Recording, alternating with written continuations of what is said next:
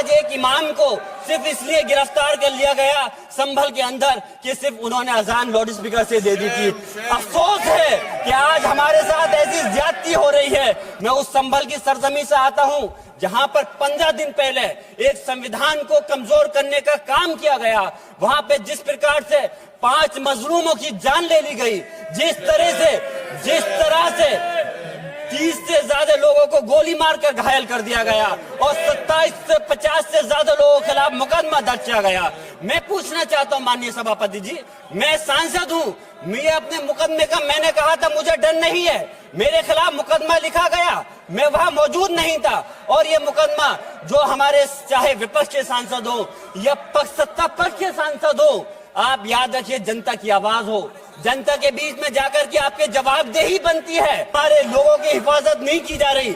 एक mob lynching सिर्फ धर्म के नाम पर, अगर कोई मुस्लिम है, ओबीसी है या पिछड़ा समाज का, एससी समाज का है तो नाम पूछ कर करके उसकी हत्या कर दी जाती है।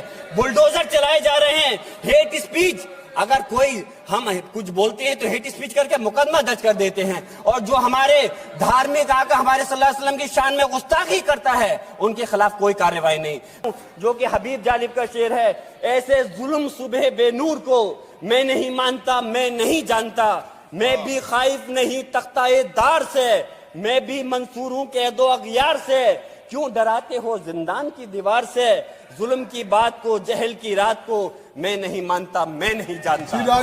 आज यहाँ मजलूमों की आवाज बनकर खड़ा हूँ, उन करोड़ों भारतीय मुसलमान और अल्पसंख्यकों की जद्दोजहद और हक की बात करना चाहता हूँ जो इस देश का अटूट हिस्सा हैं। मेरे अल्फाज बंटवारे के नहीं बल्कि इत्तेहाद के हैं। मेरे अल्फाज मायूसी के नहीं बल्कि एक उम्मीद के हैं, ऐसी उम्मीद जो कि हमारे इस देश को जोड़ना चाहती है। हमारे संविधान को बनाने के लिए हमारे बाबा भीमराव अंबेडकर साहब, मौलाना अबुल कलाम आजाद साहब, डॉक्टर जाकिर हुसैन साहब ने मिलकर के इस संविधान को बहुत मेहनत के साथ बनाया था। ये सिर्फ किताब की शक्ल में देने के लिए नहीं है। आज संविधान के उस पर मैं कहना चाहता हूं कि भारत का संविधान इंसाफ, आजादी और भाईचारगी की जिंदा गवाही है और ये गारंटी देता है कि नागरिक हर मजहब, जात या नस्ल पर इज्जत के साथ गुजार सकते हैं जिंदगी। लेकिन अफसोस है, एक मुस्लिम रहनुमा की हैसियत से मुझे इस दस्तावेज पर बेपनाह फख्र है जो कि दस्तावेज जो संविधान हमें इजाजत देता है। आर्टिकल 15 के मुताबिक किसी भी नागरिक को मजहब, जात, लिंग, नस्ल या जन्म के स्थान पर भेदभाव नहीं किया जाएगा। आर्टिकल 19 में बोलने के अभिव्यक्ति की आजादी का हक दिया गया है जो कि हमारे अधिकारी को हक की आवाज को छीनने का आप काम कर रहे हैं। आर्टिकल 25 अपने मजहब को मानने और उस पर अमल करने की आजादी देता है। आर्टिकल 29 के तहत अल्पसंख्यकों के हकों की हिफाजत करने के लिए प्रावधान किए गए हैं। लेकिन आप तो हमारे हकों की छीनना चाहते हैं। माननीय सभापति जी, मैं आपके माध्यम से कहना चाहता हूं कि आर्टिकल 30 के अंदर अपने तालीमी इदारों को कायम करने और उनके चलाने का हक है, लेकिन हमारे साथ ज्यादती हो रही है। ये संविधान को अगर आप कमजोर करेंगे तो याद रखना ये देश कमजोर होगा, हमारा मुल्क कमजोर होगा। जो संविधान के प्रति वफादार नहीं हो सकते वो हमारे मुल्क के प्रति वफादार नहीं हो सकते। मैं उस संभल की सरजमी से आता हूं जहां पर 15 दिन पहले एक संविधान को कमजोर करने का काम किया गया। वहां पे जिस प्रकार से 5 मजलूमों की जान ले ली गई, जिस तरह से 30 से ज्यादा लोगों को गोली मारकर घायल कर दिया गया और 27 से 50 से ज्यादा लोगों के खिलाफ मुकदमा दर्ज किया गया।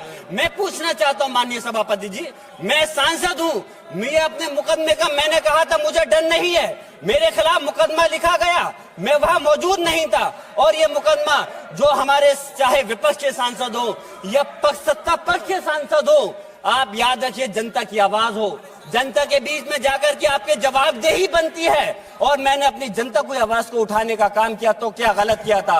माननीय सभापति जी, सिर्फ इस बुनियाद पे मुकदमा लीजिए गया। आज मैं आपको बताना पॉइंट पे बोल रहा हूँ, संविधान पर ही बोल रहा हूँ। माननीय सभापति जी, आज मैं चाहता हूँ उन लोगों को इंसाफ मिलना चाहिए जिन्होंने ज्यादती की है, उनको सजा मिलनी चाहिए। और आज एक इमाम को सिर्फ इसलिए गिरफ्तार कर लिया गया संभल के अंदर कि सिर्फ उन्होंने अजान लाउड स्पीकर से दे दी थी। अफसोस है कि आज हमारे साथ ऐसी ज्यादती हो रही है। माननीय अध्यक्ष जी, हमारा संविधान किसानों को मजबूती की बात करता है जो इस देश की रीढ़ की हड्डी है। 130 130 किसान जो 10 दिन से ज्यादा समय से जेल में बंद हैं, आप किसानों को हक नहीं दे पा रहे, तो किसको हक देने का काम करोगे? मैं अफसोस करता हूं आज पूरे प्रदेश और मुल्क के अंदर जिस तरह से हमारे लोगों की हिफाजत नहीं की जा रही, एक मॉब लिंचिंग सिर्फ धर्म के नाम पर, अगर कोई मुस्लिम है, ओबीसी है या पिछड़ा समाज का, एससी समाज का है, तो नाम पूछ करके उसकी हत्या कर दी जाती है, बुलडोजर चलाए जा रहे हैं, हेट स्पीच, अगर कोई हम कुछ बोलते हैं तो हेट स्पीच करके मुकदमा दर्ज कर देते हैं, और जो हमारे धार्मिक आका हमारे सल्लल्लाहु अलैहि वसल्लम की शान में गुस्ताखी करता है, उनके खिलाफ कोई कार्रवाई नहीं। मेरे पास समय कम है, इसलिए तेजी के साथ में मुझे बोलना पड़ रहा है। माननीय सभापति महोदय जी, ये सवाल बंटवारे का नहीं, बल्कि हम वतनों के लिए, जिनका जमीर मर गया है, उनके जमीर को जिंदा करने के लिए है। हम चाहते हैं इस देश की आजादी, हमारी देश की, सभापति जी बस मैं अपनी बात खत्म कर रहा हूं, 1 मिनट, हमारी देश की आजादी के लिए मैं ये कोई बंटवारे की बात नहीं कर रहा, लेकिन हमारे मुस्लिम और हिंदू समाज सब लोगों ने मिलकर के इस देश को आजाद कराने का काम किया था। आज उनके साथ ज्यादती क्यों की जा रही है?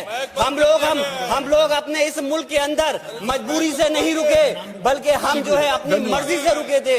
हमारी मुल्क को आजाद कराने में हजारों लाखों मुसलमानों ने शहीद हुए थे।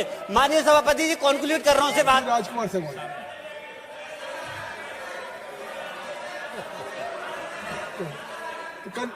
आप कंक्लूड करें ना, आप कंक्लूड कर लें। माइक, शुक्रिया माननीय सभापति जी। मैं एक मुस्लिम और अल्पसंख्यक रहनुमा के तौर पर मैं अपनी बिरादरी के लिए खास हक के मुताबिक नहीं करता। मैं सिर्फ ये चाहता हूं कि आईना के बाद संविधान के मुताबिक हर नागरिक के लिए जो वादा किया गया उसे पूरा हो, हुकूमत से कमजोर की हिफाजत को यकीनी बनाए और नफरत फैलाने वालों को सजा दे। और मैं अपनी बात इस शेर के साथ खत्म करना चाहता हूं, जो कि हबीब जालिब का शेर है।